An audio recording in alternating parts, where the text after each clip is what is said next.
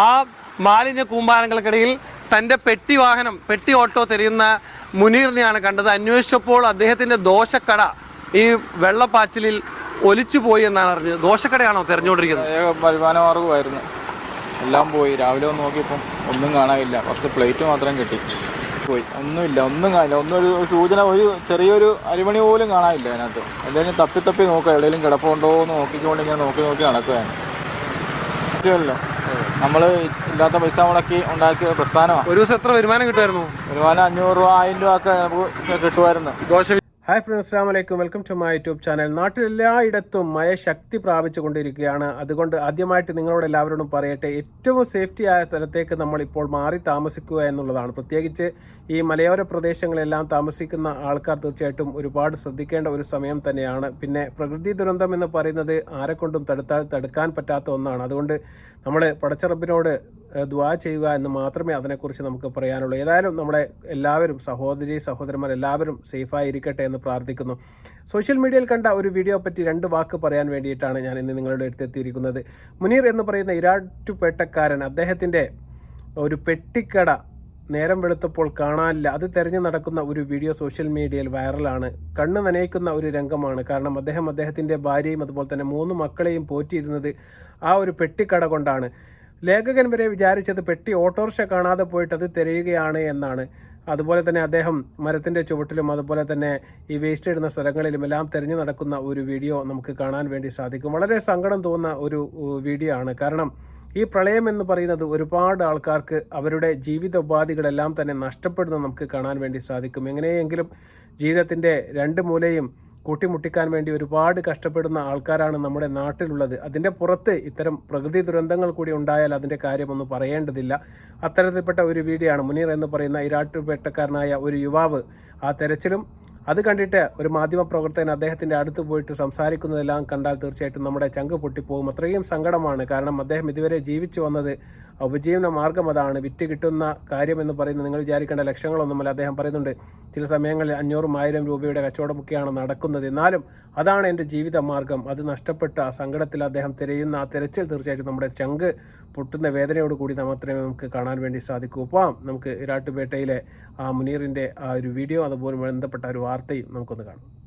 ആ മാലിന്യ കൂമ്പാരങ്ങൾക്കിടയിൽ തൻ്റെ പെട്ടി ഓട്ടോ തിരയുന്ന മുനീറിനെയാണ് കണ്ടത്. അന്വേഷിച്ചപ്പോൾ അദ്ദേഹത്തിൻ്റെ ദോശക്കട ഈ വെള്ളപ്പാച്ചിലിൽ ഒലിച്ചു പോയി എന്നാണ് അറിഞ്ഞത്. ദോശക്കടയാണോ തിരഞ്ഞുകൊണ്ടിരിക്കുന്നത്?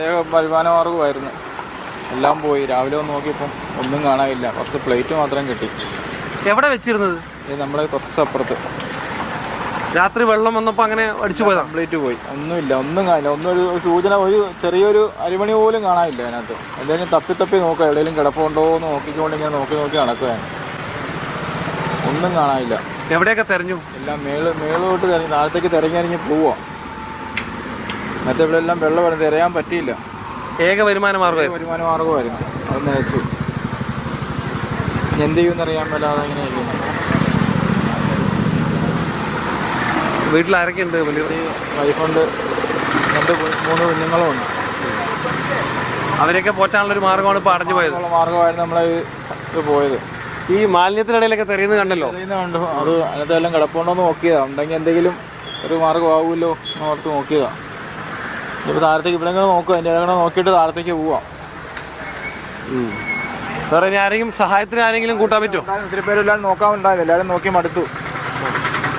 ഇപ്പോൾ നോക്കുക, ഞാൻ തന്നെ നോക്കാമെന്ന് ഓർത്ത്. നമുക്ക് നോക്കാതിരിക്കാൻ പറ്റുമല്ലോ, നമ്മൾ ഇല്ലാത്ത പൈസ മുടക്കി ഉണ്ടാക്കിയ പ്രസ്ഥാനമാണ്. ഒരു ദിവസം എത്ര വരുമാനം കിട്ടുമായിരുന്നു? വരുമാനം 500 രൂപ 1000 രൂപ ഒക്കെ നമുക്ക് കിട്ടുമായിരുന്നു. ദോശ വിറ്റ് അതാണ് ഇപ്പം ഇല്ലാണ്ടായി. ഈ അധികൃതർ ആരെങ്കിലും കണ്ട് സഹായിക്കുമെന്ന് നമുക്ക് പ്രതീക്ഷിക്കാം എന്ന് പ്രതീക്ഷിക്കുന്നു. പെട്ടി ഓട്ടോയാണോ അതോ പെട്ടിക്കടയായിട്ട് നമ്മളിവിടെ നടത്തിക്കൊണ്ടിരിക്കുകയായിരുന്നു. എല്ലാം പോയി. ഈ അപ്രതീക്ഷിതമായി ഉണ്ടാകുന്ന പോയില്ല, ഒറ്റ രാത്രി കൊണ്ടെല്ലാം പോയി. നിങ്ങൾ കണ്ടു കാണും, അദ്ദേഹം ഈ ഒരു കാര്യം പറയുന്നത് ഏതെങ്കിലും ആൾക്കാർ അദ്ദേഹത്തെ സഹായിക്കും, ഇനി ഒരു പിടിയൊക്കെ തട്ടിക്കൂട്ടിയിട്ട് തീർച്ചയായിട്ടും ഉപജീവനവുമായിട്ട് മുന്നോട്ട് പോകാൻ വേണ്ടി സാധിക്കുമെന്ന് കരുതിയിട്ട് തന്നെയാണ് നമ്മളോട് ഇത്തരത്തിൽപ്പെട്ട കാര്യങ്ങളെല്ലാം അദ്ദേഹം പറയുന്നത്. ഏതായാലും ഒരുപാട് സന്നദ്ധ സംഘടനകളും അതുപോലെ തന്നെ മറ്റ് രാഷ്ട്രീയ പാർട്ടികളും എല്ലാം ഈ ഒരു രംഗത്തുണ്ട്. അതുപോലെ തന്നെ നമ്മുടെ സർക്കാർ സംവിധാനങ്ങളും എല്ലാം ഉണർന്ന് പ്രവർത്തിക്കുന്നുണ്ട്. ഏതായാലും നമ്മൾ സഹോദരങ്ങളെ എല്ലാം മാറ്റിപ്പാർപ്പിക്കാനും അതുപോലെ തന്നെ ഒരുപാട് പേരുടെ ജീവൻ രക്ഷിക്കാനും നമുക്ക് സാധിച്ചു. അതുപോലെ തന്നെ ഇന്ന് ഏറ്റവും സങ്കടപ്പെട്ട ഒരു കാര്യം, മലപ്പുറത്ത് നിന്ന് 2 കുട്ടികൾ ഇന്ന് മരണപ്പെട്ടിട്ടുണ്ട്. അതുപോലെ തന്നെ ഒരുപാട് സ്ഥലത്ത് ഒരുപാട് യുവാക്കൾ മണ്ണിനടിയിൽപ്പെട്ടിട്ടുണ്ട്. അവർക്കെല്ലാം തീർച്ചയായിട്ടും പടച്ചിറപ്പ് സംരക്ഷണം ഒരുക്കട്ടെ. തീർച്ചയായിട്ടും മരണപ്പെട്ടവരുടെ കുടുംബത്തിന് ക്ഷമ നൽകട്ടെ എന്ന് പ്രാർത്ഥിക്കാൻ മാത്രമേ നമുക്ക് കഴിയുകയുള്ളൂ. ഇത്തരത്തിൽപ്പെട്ട വീഡിയോകളൊക്കെ കാണുന്ന സമയത്ത് ഒരുപാട് സങ്കടവും അതുപോലെ തന്നെ നമുക്ക് ചെയ്യാൻ പറ്റുന്നത് നമ്മുടെ കൈകൊണ്ട് നമ്മൾ ചെയ്തു കൊടുക്കുക. അല്ലാത്തവർ തീർച്ചയായിട്ടും സാമ്പത്തികപരമായിട്ട് സഹായിക്കാൻ പറ്റുന്നവർ അങ്ങനെ സഹായിക്കുക. ഏതായാലും ഒന്നിനും പറ്റാത്ത ആൾക്കാർ ദയവ് ചെയ്ത് നിങ്ങളുടെ ദ്വാലെങ്കിലും നമ്മുടെ സഹോദരങ്ങളെ ഉൾപ്പെടുത്തുക എന്ന് മാത്രമേ എനിക്ക് പറയാനുള്ളൂ. കേരളത്തിൻ്റെ പല സ്ഥലങ്ങളിലും മഴ ശക്തി പ്രാപിച്ചു കൊണ്ടിരിക്കുകയാണ്. അതുപോലെ തന്നെ നമ്മുടെ മക്കളെയും എല്ലാം നമ്മൾ സൂക്ഷിക്കേണ്ട ഒരു സമയമാണ്.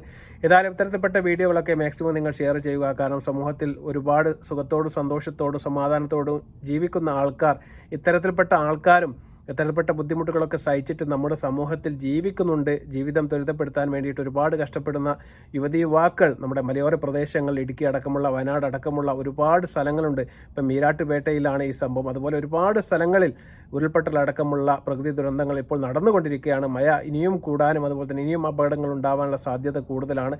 അതുകൊണ്ട് എല്ലാവരും ഏറ്റവും കൂടുതൽ തീർച്ചയായിട്ടും സേഫ്റ്റി മെഷർമെൻറ്റ് എടുക്കുക. അതുപോലെ തന്നെ ഏറ്റവും സേഫായ സ്ഥലങ്ങളിലേക്ക് മാറി താമസിക്കുക.